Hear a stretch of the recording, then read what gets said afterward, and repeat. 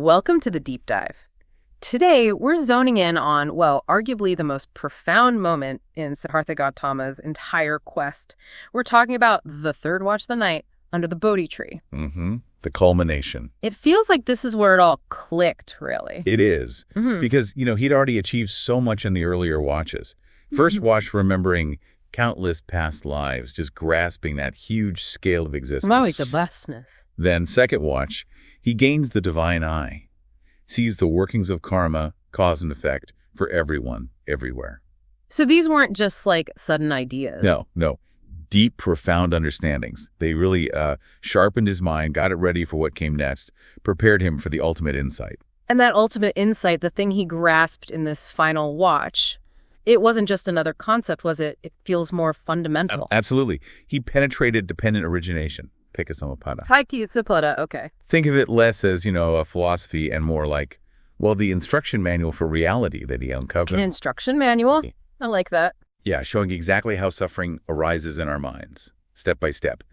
And crucially, how to turn it off, how to stop that process. The off switch, wow. Precisely. And understanding this just fundamentally changed his whole view of everything. It didn't just explain suffering, it gave the actual map to liberation. So our mission today, then, is to really unpack that insight. Exactly. Help you listening grasp why it's so significant, not just for understanding existence, but maybe for your own path to inner peace. Okay. So as this third watch started, Siddhartha's mind, it must have been a state that's hard for us to even imagine. What was that like, this incredible clarity? It's almost impossible to overstate.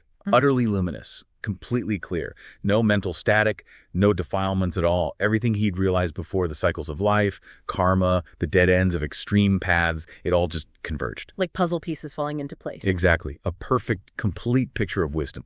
The absolute peak of consciousness. That paints such a clear picture. Ready. Completely ready. Every single thing he'd done led to this point. It wasn't just thinking about truth anymore, was it? It was like he was seeing the very fabric of reality directly. Yes, that's the key. No reliance on external ideas, no intellectualizing, just direct, intuitive knowing of how things come to be. And in that state, his focus turned to the real origin of suffering, the cycle of rebirth. And he saw it wasn't random. Not at all. He saw it as this intricate chain of conditions, one thing leading to the next.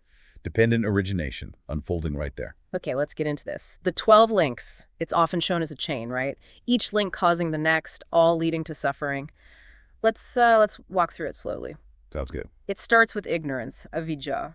What does that mean, practically? What does that ignorance feel like day to day? Well, think of it less like not knowing facts and more like a deep misunderstanding of how things really are. Like being in a thick fog, thinking shadows are real obstacles.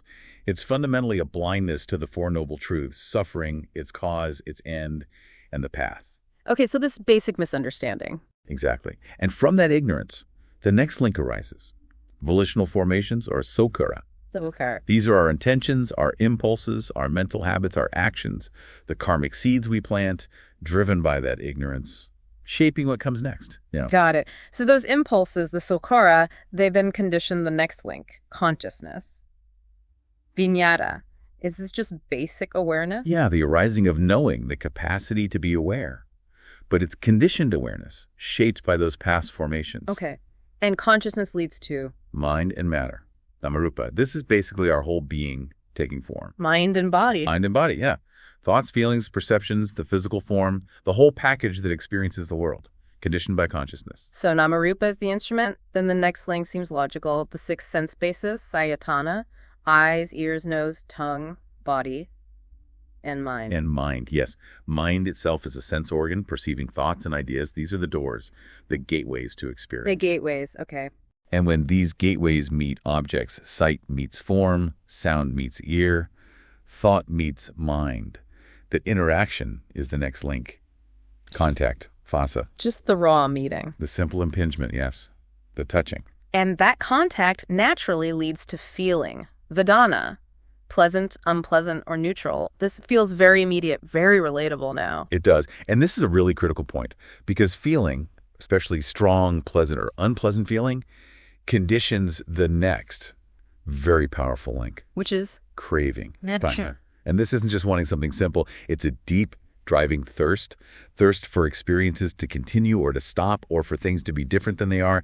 It's the real engine driving our dissatisfaction. That makes sense. That deep thirst, it then fuels clinging, right? Upadana, like we grab onto the thing we crave. Exactly. We grasp, we attach, and that clinging, that attachment, then conditions becoming. Bhava. Becoming, what's that exactly? Yep. It's the momentum, the process of continued existence, the drive towards future states, future lives.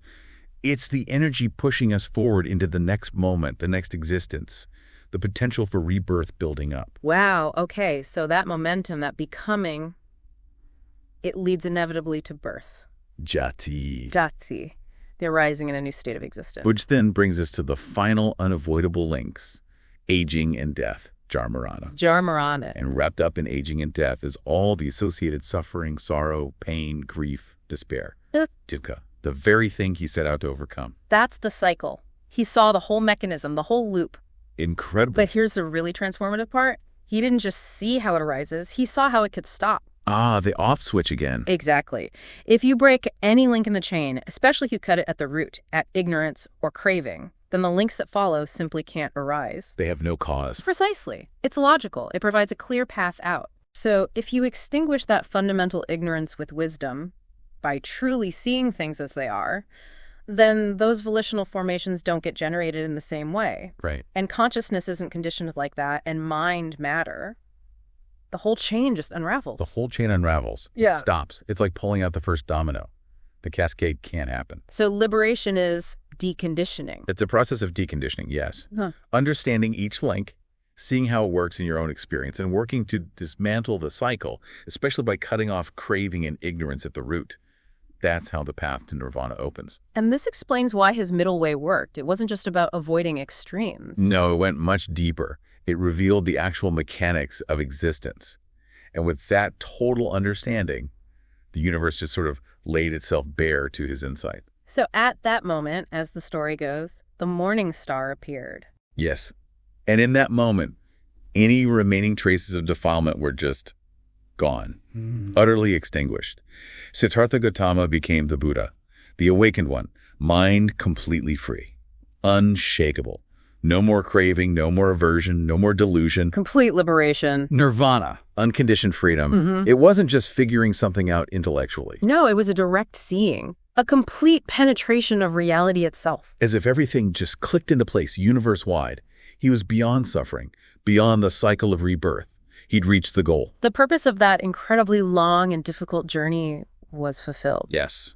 He found the answer, not just for himself, but a universal truth he could now share with everyone. It's truly one of the most profound teachings in human history. Wow. The third watch. Just the ultimate breakthrough. Understanding dependent origination didn't just explain suffering, it showed the way out. The birth of the Buddha. And it's vital to remember, like you said, this wasn't book learning. It was direct, intuitive, total insight leading to nirvana, that unconditioned state of peace, a truly unique teaching. So here's something to think about, maybe, as we wrap up. If everything arises because of conditions, dependent on other things, what might that perspective reveal about the causes and effects playing out in your own life? Could understanding these kinds of chains, even on a smaller scale, give you a different way to look at challenges, or maybe find a bit more peace? Just something to reflect on. Thank you so much for joining us for this really deep exploration. Yes, thank you. Until next time, may your own journey of understanding continue to deepen.